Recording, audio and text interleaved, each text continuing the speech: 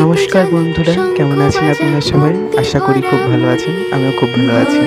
যেহেতু আজ লক্ষ্মী পুজো, সেই জন্য বসে পড়লাম মা লক্ষ্মীর একটি ছবি নিয়ে। আর সবাইকে লক্ষ্মী পুজোর আন্তরিক প্রীতি শুভেচ্ছা জানাই। এবার ছবির ব্যাপারে আসা যাক। ব্যাকগ্রাউন্ডটা আমি গ্রে, রেড, ব্লু, গ্রিন রেখেছি।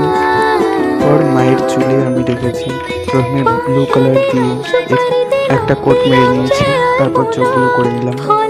যেহেতু আমি সাবেকি মা লক্ষ্মীর ছবি এঁকেছি, সেই জন্যে লাল পাড় সাদা শাড়ি রাখাই আমার বেস্ট মনে হলো, সেই জন্য লাল পাড় সাদা শাড়ি রেখেছি।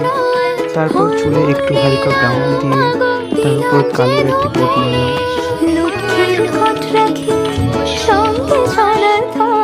তারপর জলগুলো